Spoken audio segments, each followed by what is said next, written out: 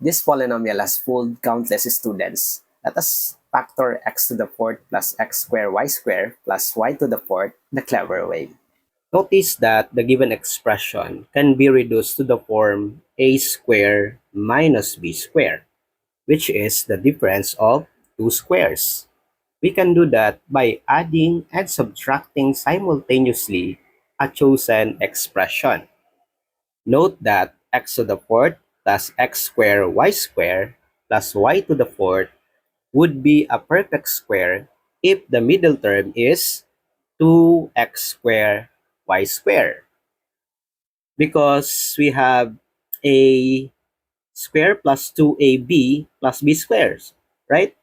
And the factors are a plus b, or a plus b squared. So if the middle term is 2x squared y squared, that is already factorable. Hence, this expression x to the fourth plus x squared y squared plus y to the fourth, we will add x squared y squared. So if we will add x squared y squared, this becomes 2x squared y squared, which is already factorable. Okay? So since we add this suitable term, we will subtract this term so that the original expression remains the same, right? Okay? So let us add x squared y squared.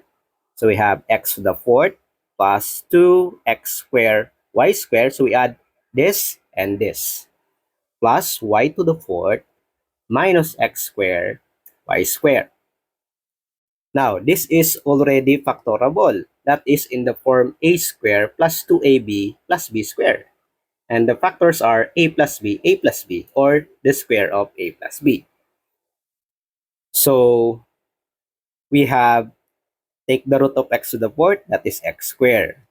Take the root of y to the fourth, that is y squared.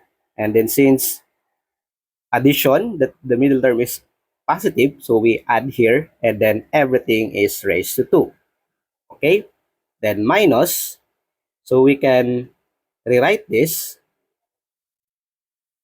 Okay, we have xy, use a parenthesis, and then take the square. Okay? Using the law of exponents. If you have ab square, that is also equal to a square b square, distribution of the exponent. Now, this is already in the form of difference of two squares, right?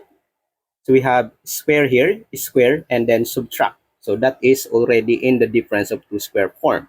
And the factors are a plus b times a minus b. Hence, factoring this, we have x squared plus y squared plus xy, then times x squared plus y squared minus xy. And then we can rewrite this as x squared plus xy plus y squared times x squared minus xy plus y squared.